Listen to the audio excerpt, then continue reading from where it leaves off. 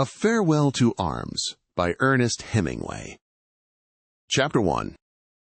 In the late summer of that year, we lived in a house in a village that looked across the river and the plain to the mountains. In the bed of the river there were pebbles and boulders, dry and white in the sun, and the water was clear and swiftly moving and blue in the channels. Troops went by the house and down the road, and the dust they raised powdered the leaves of the trees.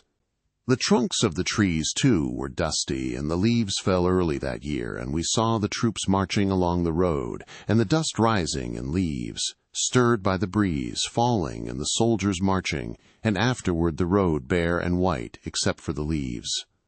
The plain was rich with crops. There were many orchards of fruit trees, and beyond the plain the mountains were brown and bare. There was fighting in the mountains, and at night we could see the flashes from the artillery. In the dark it was like summer lightning, but the nights were cool, and there was not the feeling of a storm coming. Sometimes in the dark we heard the troops marching under the window and guns going past, pulled by motor tractors. There was much traffic at night, and many mules on the roads with boxes of ammunition on each side of their pack saddles, and gray motor trucks that carried men, and other trucks with loads covered with canvas that moved slower in the traffic. There were big guns, too, that passed in the day, drawn by tractors. The long barrels of the guns covered with green branches and green leafy branches, and vines laid over the tractors. To the north we could look across a valley and see a forest of chestnut trees, and behind it another mountain on this side of the river.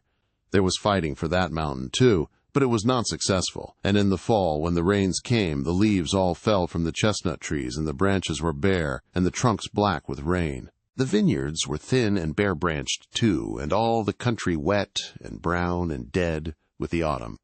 There were mists over the river and clouds on the mountain, and the trucks splashed mud on the road, and the troops were muddy and wet in their capes. Their rifles were wet, and under their capes the 2 leather cartridge boxes on the front of the belts, gray leather boxes heavy with the packs of clips of thin, long 6.5 millimeters. Cartridges bulged forward under the capes, so that the men, passing on the road, marched as though they were 6 months gone with child. There were small gray motor cars that passed, going very fast. Usually there was an officer on the seat with the driver, and more officers in the back seat. They splashed more mud than the camions even, and if one of the officers in the back was very small and sitting between 2 generals, he himself so small that you could not see his face but only the top of his cap and his narrow back, and if the car went especially fast, it was probably the king. He lived in Udine and came out in this way nearly every day to see how things were going, and things went very badly. At the start of the winter came the permanent rain, and with the rain came the cholera. But it was checked, and in the end only 7,000 died of it in the army. Chapter 2. The next year there were many victories. The mountain that was beyond the valley, and the hillside where the chestnut forest grew, was captured, and there were victories beyond the plain, on the plateau to the south, and we crossed the river in August, and lived in a house in Gorizia that had a fountain, and many thick shady trees in a walled garden, and a wisteria vine purple on the side of the house. Now the fighting was in the next mountains beyond, and was not a mile away. The town was very nice, and our house was very fine.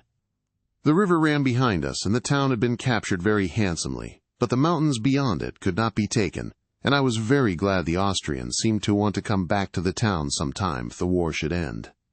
Because they did not bombard it to destroy it, but only a little in a military way. People lived on in it, and there were hospitals and cafes and artillery up side streets, and 2 bawdy houses, one for troops and one for officers. And with the end of the summer, the cool nights, the fighting in the mountains beyond the town, the shell-marked iron of the railway bridge, the smashed tunnel by the river where the fighting had been, the trees around the square, and the long avenue of trees that led to the square. These, with there being girls in the town, the king passing in his motor car, sometimes now seeing his face, and little long-necked body, and gray beard like a goat's chin tuft. All these, with the sudden interiors of houses that had lost a wall through shelling, with plaster and rubble in their gardens and sometimes in the street, and the whole thing going well on the Carso, made the fall very different from the last fall when we had been in the country. The war was changed too. The forest of oak trees on the mountain beyond the town was gone. The forest had been green in the summer when we had come into the town, but now there were the stumps and the broken trunks and the ground torn up, and one day at the end of the fall, when I was out where the oak forest had been, I saw a cloud coming over the mountain. It came very fast, and the sun went a dull yellow, and then everything was gray, and the sky was covered, and the cloud came on down the mountain, and suddenly we were in it, and it was snow. The snow slanted across the wind. The bare ground was covered, the stumps of trees projected, there was snow on the guns, and there were paths in the snow going back to the latrines behind trenches. Later, below in the town, I watched the snow falling, looking out of the window of the bawdy house, the house for officers, where I sat with a friend and 2 glasses drinking a bottle of Asti, and, looking out at the snow falling slowly and heavily, we knew it was all over for that year. Up the river the mountains had not been taken. None of the mountains beyond the river had been taken. That was all left for next year. My friend saw the priest from our mess going by in the street, walking carefully in the slush, and pounded on the window to attract his attention. The priest looked up. He saw us and smiled. My friend motioned for him to come in. The priest shook his head and went on. That night in the mess after the spaghetti course, which everyone ate very quickly and seriously, lifting the spaghetti on the fork until the loose strands hung clear, then lowering it into the mouth, or else using a continuous lift and sucking into the mouth, helping ourselves to wine from the grass-covered gallon flask. It swung in a metal cradle, and you pulled the neck of the flask down with the forefinger, and the wine, clear red, tannic and lovely, poured out into the glass held with the same hand. After this course, the captain commenced picking on the priest.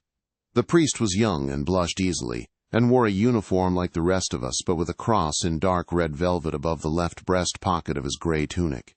The captain spoke pidgin Italian for my doubtful benefit, in order that I might understand perfectly that nothing should be lost. "Priest today with girls," the captain said, looking at the priest and at me. The priest smiled and blushed and shook his head. This captain baited him often. "Not true?" asked the captain. "Today I see priest with girls."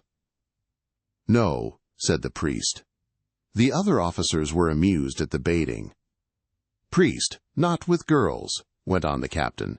"Priest, never with girls," he explained to me. He took my glass and filled it, looking at my eyes all the time, but not losing sight of the priest. "Priest every night, 5 against 1. Everyone at the table laughed. You understand. Priest every night, 5 against 1. He made a gesture and laughed loudly. The priest accepted it as a joke. "The Pope wants the Austrians to win the war," the major said. "He loves Franz Joseph. That's where the money comes from." "I am an atheist." "Did you ever read The Black Pig?" asked the lieutenant. "I will get you a copy." It was that which shook my faith. "It is a filthy and vile book," said the priest. "You do not really like it." "It is very valuable," said the lieutenant. "It tells you about those priests. You will like it," he said to me. I smiled at the priest, and he smiled back across the candlelight. "Don't you read it?" he said. "I will get it for you," said the lieutenant. "All thinking men are atheists," the major said. "I do not believe in the Freemasons, however." "I believe in the Freemasons," the lieutenant said. "It is a noble organization." Someone came in, and as the door opened, I could see the snow falling. "There will be no more offensive now that the snow has come," I said. "Certainly not," said the major. "You should go on leave. You should go to Rome, Naples, Sicily." "He should visit Amalfi," said the lieutenant. "I will write you cards to my family in Amalfi. They will love you like a son." "He should go to Palermo." "He ought to go to Capri." "I would like you to see Abruzzi and visit my family at Capricotta," said the priest. "Listen to him talk about the Abruzzi. There's more snow there than here. He doesn't want to see peasants. Let him go to centers of culture and civilization. He should have fine girls. I will give you the addresses of places in Naples. Beautiful young girls, accompanied by their mothers. Ha ha ha." The captain spread his hand open, the thumb up and fingers outspread, as when you make shadow pictures. There was a shadow from his hand on the wall.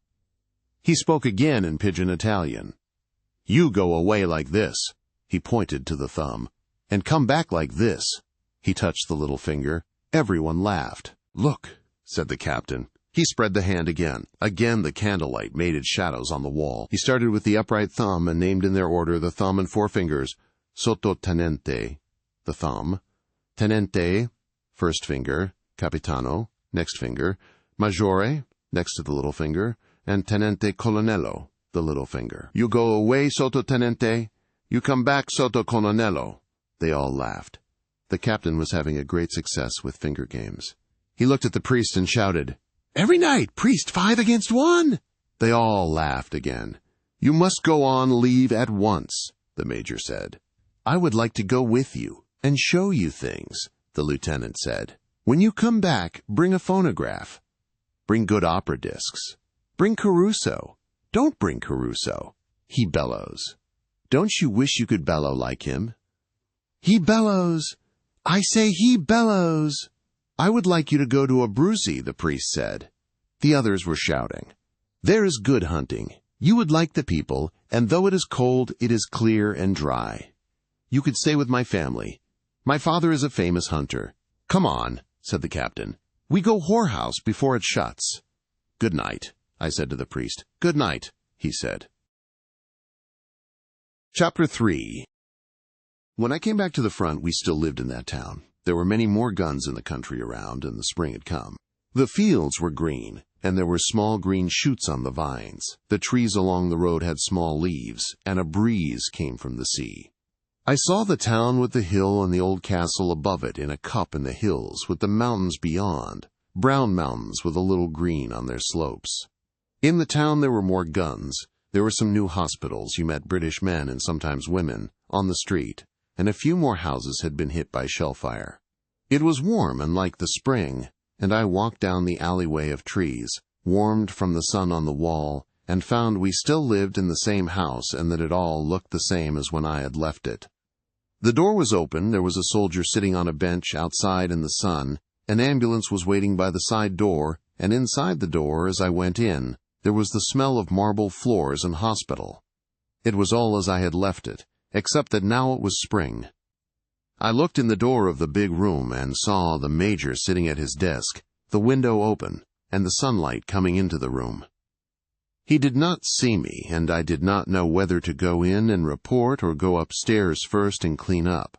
I decided to go on upstairs. The room I shared with the Lieutenant Rinaldi looked out on the courtyard. The window was open, my bed was made up with blankets, and my things hung on the wall, the gas mask in an oblong tin can, the steel helmet on the same peg. At the foot of the bed was my flat trunk, and my winter boots, the leather shiny with oil, were on the trunk. My Austrian sniper's rifle, with its blued octagon barrel, and the lovely dark walnut, cheek-fitted Schutzen stock, hung over the two beds. The telescope that fitted it was, I remembered, locked in the trunk. The Lieutenant, Rinaldi, lay asleep on the other bed. He woke when he heard me in the room and sat up. "Ciao," he said. "What kind of tie did you have?" "Magnificent." We shook hands, and he put his arm around my neck and kissed me. "Off," I said. "You're dirty," he said. "You ought to wash. Where did you go, and what did you do? Tell me everything at once." "I went everywhere. Milan, Florence, Rome, Naples, Villa San Giovanni, Messina, Taormina. You talk like a timetable. Did you have any beautiful adventures?" "Yes." "Where?" "Milano, Firenze, Roma, Napoli." "That's enough. Tell me really what was the best." "In Milano." "That was because it was first. Where did you meet her?" "In the Cova." "Where did you go? How did you feel? Tell me everything at once. Did you stay all night?" "Yes." "That's nothing. Here now we have beautiful girls. New girls never been to the front before." "Wonderful." "You don't believe me? We will go now this afternoon and see. And in the town we have beautiful English girls. I am now in love with Miss Barclay. I will take you to call. I will probably marry Miss Barclay. I have to get washed and report. Doesn't anybody work now? Since you are gone, we have nothing but frostbites, chilblains, jaundice, gonorrhea, self-inflicted wounds, pneumonia, and hard and soft chancres. Every week someone gets wounded by rock fragments. There are a few real wounded. Next week the war starts again. Perhaps it starts again. They say so. Do you think I would do right to marry Miss Barkley? After the war, of course. Absolutely, I said, and poured the basin full of water. Tonight you will tell me everything, said Rinaldi. Now I must go back to sleep to be fresh and beautiful for Miss Barkley. I took off my tunic and shirt and washed in the cold water in the basin. While I rubbed myself with a towel, I looked around the room and out the window and at Rinaldi lying with his eyes closed on the bed. He was good-looking, was my age, and he came from Amalfi. He loved being a surgeon, and we were great friends. While I was looking at him, he opened his eyes. Have you any money? Yes. Loan me 50 lire. I dried my hands and took out my pocketbook from the inside of my tunic hanging on the wall. Rinaldi took the note, folded it without rising from the bed, and slid it in his breeches pocket. He smiled. I must make on Miss Barkley the impression of a man of sufficient wealth. You are my great and good friend and financial protector. Go to hell, I said.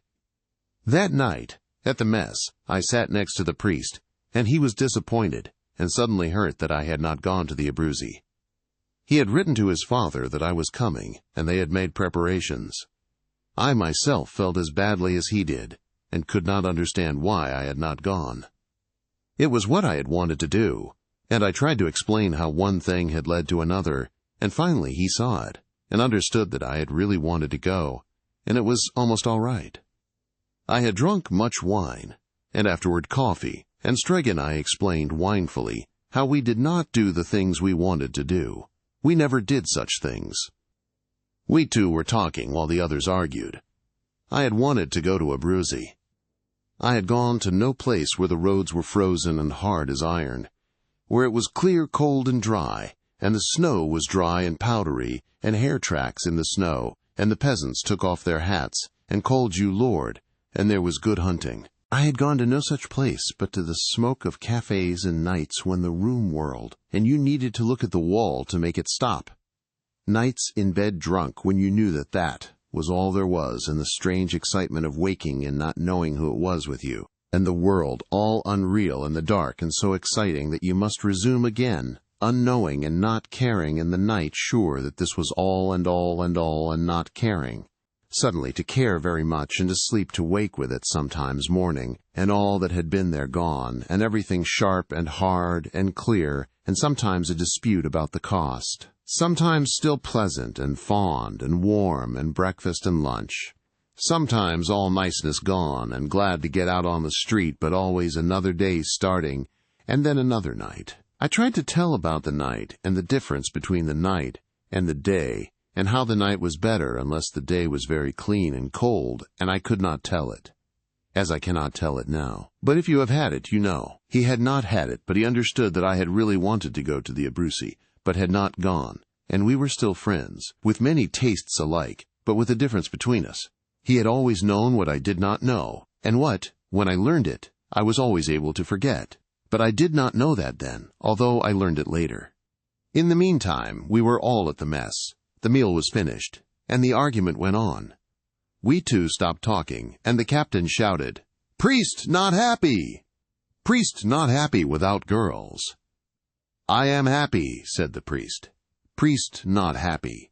Priest wants Austrians to win the war," the captain said. The others listened. The priest shook his head. "No," he said. "Priest wants us never to attack. Don't you want us never to attack?" "No. If there is a war, one suppose we must attack." "Must attack, shall attack," the priest nodded. "Leave him alone," the major said. "He's all right." "He can't do anything about it anyway," the captain said. We all got up and left the table. Chapter 4. The battery in the next garden woke me in the morning, and I saw the sun coming through the window and got out of the bed. I went to the window and looked out. The gravel paths were moist, and the grass was wet with dew. The battery fired twice, and the air came each time like a blow and shook the window and made the front of my pajamas flap. I could not see the guns, but they were evidently firing directly over us. It was a nuisance to have them there, but it was a comfort that they were no bigger. As I looked out at the garden, I heard a motor truck starting on the road. I dressed, went downstairs, had some coffee in the kitchen, and went out to the garage. 10 cars were lined up side by side under the long shed. They were top-heavy, blunt-nosed ambulances, painted gray and built like moving vans. The mechanics were working on one out in the yard. 3 others were up in the mountains at dressing stations. "Do they ever shell that battery?" I asked one of the mechanics. "No, Signor Tenente. It is protected by the little hill." "How's everything?" "Not so bad. This machine is no good, but the others march." He stopped working and smiled. "Were you on permission?" "Yes." He wiped his hands on his jumper and grinned. "You have a good time?" The others all grinned too. "Fine," I said. "What's the matter with this machine?" "It's no good. One thing after another." "What's the matter now?" "New rings." I left them working. The car looking disgraced and empty with the engine open and parts spread on the workbench, and went in under the shed and looked at each of the cars. They were moderately clean, a few freshly washed, the others dusty. I looked at the tires carefully, looking for cuts or stone bruises. Everything seemed in good condition. It evidently made no difference whether I was there to look after things or not. I had imagined that the condition of the cars, whether or not things were obtainable, the smooth functioning of the business of removing wounded and sick from the dressing stations, hauling them back from the mountains to the clearing station, and then distributing them to the hospitals named on their papers, depended to a considerable extent on myself. Evidently, it did not matter whether I was there or not. "Has there been any trouble getting parts?" I asked the sergeant mechanic. "No, Signor Tenente." "Where is the gasoline park now?" "At the same place." "Good," I said, and went back to the house and drank another bowl of coffee at the mess table. The coffee was a pale gray and sweet with condensed milk. Outside the window it was a lovely spring morning. There was that beginning of a feeling of dryness in the nose that meant the day would be hot later on. That day I visited the posts in the mountains and was back in town late in the afternoon. The whole thing seemed to run better while I was away. The offensive was going to start again, I heard. The division for which we worked were to attack at a place up the river, and the major told me that I would see about the posts for during the attack. The attack would cross the river up above the narrow gorge and spread up the hillside. The posts for the cars would have to be as near the river as they could get and keep covered. They would, of course, be selected by the infantry, but we were supposed to work it out. It was one of those things that gave you a false feeling of soldiering. I was very dusty and dirty, and went up to my room to wash. Rinaldi was sitting on the bed with a copy of Hugo's English Grammar. He was dressed, wore his black boots, and his hair shone. "Splendid," he said when he saw me. "You will come with me to see Miss Barkley." "No." "Yes. You will please come and make me a good impression on her." "All right. Wait till I get cleaned up. Wash up and come as you are." I washed, brushed my hair, and we started. "Wait a minute," Rinaldi said. "Perhaps we should have a drink." He opened his trunk and took out a bottle. "Not Strega," I said. "No grappa." "All right." He poured 2 glasses and we touched them, first fingers extended. The grappa was very strong. "Another?" "All right," I said. We drank the second grappa. Rinaldi put away the bottle, and we went down the stairs. It was hot walking through the town, but the sun was starting to go down, and it was very pleasant. The British hospital was a big villa built by Germans before the war. Miss Barkley was in the garden. Another nurse was with her. We saw their white uniforms through the trees and walked toward them. Rinaldi saluted. I saluted too, but more moderately. "How do you do?" Miss Barkley said. "You're not an Italian, are you?" "Oh, no." Rinaldi was talking with the other nurse. They were laughing. What an odd thing, to be in the Italian army. It's not really the army. It's only the ambulance. It's very odd, though. Why did you do it? "I don't know," I said. "There isn't always an explanation for everything." "Oh, isn't there? I was brought up to think there was." "That's awfully nice. Do we have to go on and talk this way?" "No," I said. "That's a relief, isn't it?" "What is the stick?" I asked. Miss Barkley was quite tall. She wore what seemed to me to be a nurse's uniform, was blonde and had a tawny skin and gray eyes. I thought she was very beautiful. She was carrying a thin rattan stick like a toy riding crop, bound in leather. It belonged to a boy who was killed last year. I'm awfully sorry. He was a very nice boy. He was going to marry me, and he was killed in the Somme. It was a ghastly show. Were you there? No. I've heard about it, she said. There's not really any war of that sort down here. They sent me the little stick. His mother sent it to me. They returned it with his things. Had you been engaged long? 8 years. We grew up together. And why didn't you marry? I don't know, she said. I was a fool not to. I could have given him that anyway. But I thought it would be bad for him. I see. Have you ever loved anyone? No, I said. We sat down on a bench and I looked at her. You have beautiful hair, I said. Do you like it? Very much. I was going to cut it all off when he died. No, I wanted to do something for him. You see, I didn't care about the other thing, and he could have had it all. He could have had anything he wanted if I would have known. I would have married him or anything. I know all about it now. But then, he wanted to go to war, and I didn't know. I did not say anything. I didn't know about anything then. I thought it would be worse for him. I thought perhaps he couldn't stand it, and then of course he was killed, and that was the end of it. I don't know. Oh yes, she said. That's the end of it. We looked at Rinaldi talking with the other nurse. What is her name? Ferguson. Helen Ferguson. Your friend is a doctor, isn't he? Yes, he's very good. That's splendid. You rarely find anyone any good this close to the front. This is close to the front, isn't it? Quite.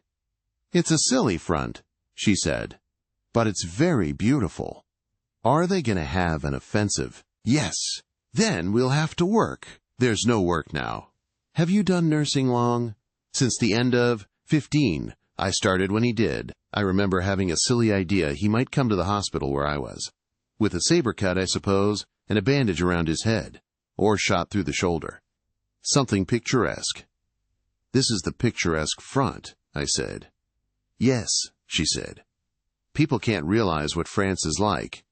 If they did, it couldn't all go on. He didn't have a saber cut. They blew him all to bits. I didn't say anything. Do you suppose it will always go on? No.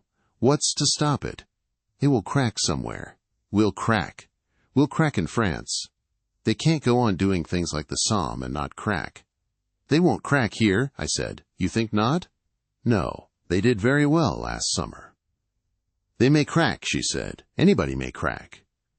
The Germans, too. No, she said. I think not. We went over toward Rinaldi and Miss Ferguson. You love Italy? Rinaldi asked Miss Ferguson in English. Quite well. No understand. Rinaldi shook his head. Abbastanza bene. I translated. He shook his head. That is not good. You love England? Not too well. I'm Scotch, you see. Rinaldi looked at me blankly. She's Scotch, so she loves Scotland better than England. I said in Italian. But Scotland is England. I translated this for Miss Ferguson. Pas encore, said Miss Ferguson. Not really? Never. We do not like the English. Not like the English? Not like Miss Barkley? Oh, that's different. You mustn't take everything so literally. After a while, we said good night and left. Walking home, Rinaldi said, Miss Barkley prefers you to me. That is very clear. But the little Scotch one is very nice. Very, I said. I had not noticed her. You like her? No, said Rinaldi. Chapter 5. The next afternoon I went to call on Miss Barkley again. She was not in the garden, and I went to the side door of the villa where the ambulances drove up. Inside I saw the head nurse, who said Miss Barkley was on duty. There's a war on, you know. I said I knew. You're the American in the Italian army? She asked. "Yes, ma'am." "How did you happen to do that? Why didn't you join up with us?" "I don't know," I said. "Could I join now?" "I'm afraid not now." "Tell me, why did you join up with the Italians?" "I was in Italy," I said, "and I spoke Italian." "Oh," she said, "I'm learning it. It's a beautiful language." "Somebody said you should be able to learn it in 2 weeks." "Oh, I'll not learn it in 2 weeks. I've studied it for months now. You may come and see her after 7 o'clock if you wish. She'll be off then. But don't bring a lot of Italians." "Not even for the beautiful language?" "No, nor for the beautiful uniforms." "Good evening," I said. "Arrivederci, tenente. Arrivederla." I saluted and went out. It was impossible to salute foreigners as an Italian, without embarrassment. The Italian salute never seemed made for export. The day had been hot. I had been up the river to the bridgehead at Plava. It was there that the offensive was to begin.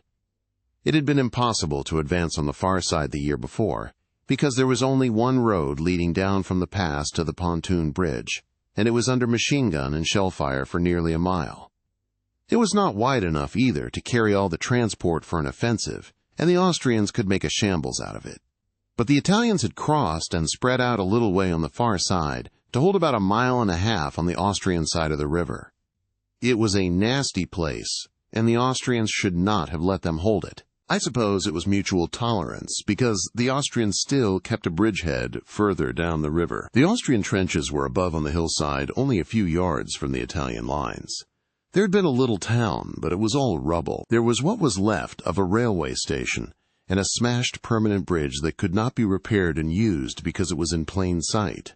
I went along the narrow road down toward the river, left the car at the dressing station under the hill, crossed the pontoon bridge, which was protected by a shoulder of the mountain, and went through the trenches and the smashed downtown and along the edge of the slope. Everybody was in the dugouts. There were racks of rockets standing to be touched off to call for help from the artillery or to signal with if the telephone wires were cut. It was quiet, hot, and dirty. I looked across the wire at the Austrian lines. Nobody was in sight. I had a drink with a captain that I knew in one of the dugouts and went back across the bridge. A new wide road was being finished that would go over the mountain and zigzag down to the bridge. When this road was finished, the offensive would start. It came down through the forest in sharp turns. The system was to bring everything down the new road and take the empty trucks, carts, and loaded ambulances and all returning traffic up the old narrow road. The dressing station was on the Austrian side of the river under the edge of the hill, and stretcher-bearers would bring the wounded back across the pontoon bridge. It would be the same when the offensive started. As far as I could make out, the last mile or so of the new road where it started to level out would be able to be shelled steadily by the Austrians. It looked as though it might be a mess, but I found a place where the cars would be sheltered after they had passed that last bad-looking bit and could wait for the wounded to be brought across the pontoon bridge. I would have liked to drive over the new road, but it was not yet finished. It looked wide and well made with a good grade, and the turns looked very impressive where you could see them through openings in the forest on the mountainside. The cars would be all right with their good metal-to-metal brakes, and anyway, coming down, they would not be loaded. I drove back up the narrow road. 2 carabinieri held the car up. A shell had fallen, and while we waited, 3 others fell up the road. They were 77s and came with a wishing rush of air. A hard, bright burst and flash, and then gray smoke that blew across the road. The carabinieri waved us to go on. Passing where the shells had landed, I avoided the small broken places and smelled the high explosive and the smell of blasted clay and stone and freshly shattered flint. I drove back to Gorizia and our villa and, as I said, went to call on Miss Barclay, who was on duty. At dinner, I ate very quickly and left for the villa where the British had their hospital. It was really very large and beautiful, and there were fine trees in the grounds.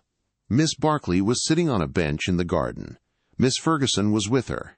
They seemed glad to see me, and in a little while Miss Ferguson excused herself and went away. "I'll leave you two," she said. "You get along very well without me." "Don't go, Helen," Miss Barclay said. "I'd really rather. I must write some letters." "Good night," I said. Good night, Mr. Henry. Don't write anything that will bother the censor. Don't worry. I only write about what a beautiful place we live in and how brave the Italians are. That way you'll be decorated. That will be nice. Good night, Catherine. I'll see you in a little while, Miss Barkley said. Miss Ferguson walked away in the dark. She's nice, I said. Oh, yes, she's very nice. She's a nurse. Aren't you a nurse? Oh, no, I'm something called a VAD. We work very hard, but no one trusts us. Why not? They don't trust us when there's nothing going on. When there is really work, they trust us. What is the difference? A nurse is like a doctor. It takes a long time to be. A VAD is a shortcut. I see. The Italians didn't want women so near the front. So we're all on very special behavior. We don't go out. I can come here, though. Oh, yes. We're not cloistered. Let's drop the war. It's very hard. There's no place to drop it. Let's drop it anyway. All right. We looked at each other in the dark. I thought she was very beautiful, and I took her hand. She let me take it, and I held it and put my arm around under her arm. No, she said. I kept my arm where it was. Why not? No. Yes, I said. Please. I leaned forward in the dark to kiss her, and there was a sharp, stinging flash. She had slapped my face hard. Her hand had hit my nose and eyes, and tears came in my eyes from the reflex. I'm so sorry, she said. I felt I had a certain advantage. You were quite right. I'm dreadfully sorry, she said. I just couldn't stand the nurse's evening off aspect of it. I didn't mean to hurt you. I did hurt you, didn't I? She was looking at me in the dark. I was angry, and yet certain, seeing it all ahead, like the moves in a chess game. You did exactly right, I said. I don't mind at all. Poor man. You see, I've been leading a sort of a funny life, and I never even talk English. And then you are so very beautiful. I looked at her. You don't need to say a lot of nonsense. I said I was sorry.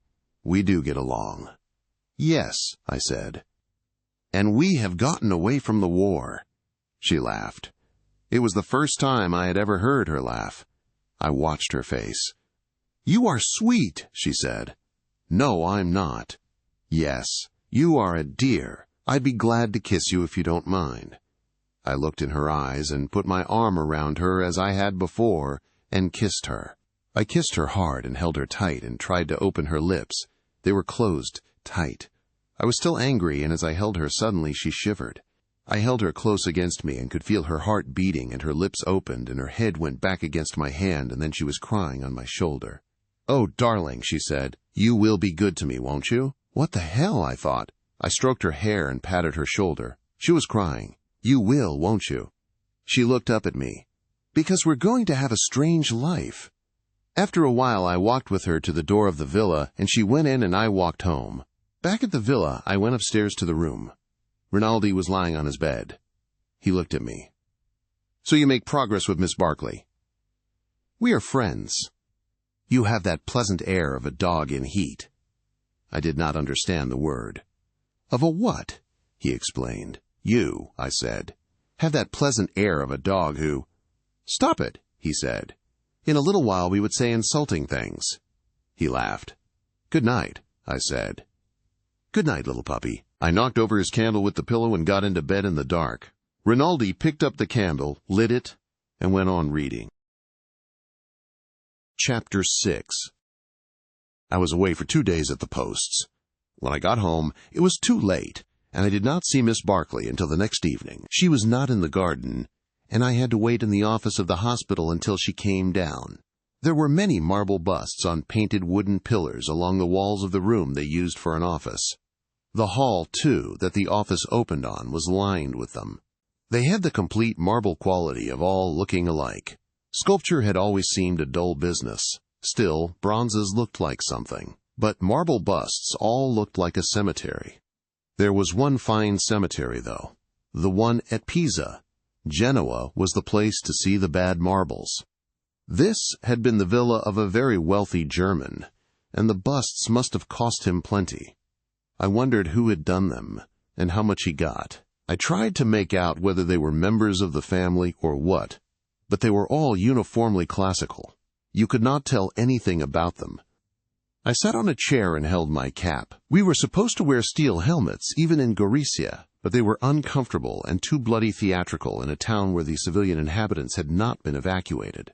I wore one when we went up to the posts and carried an English gas mask. We were just beginning to get some of them.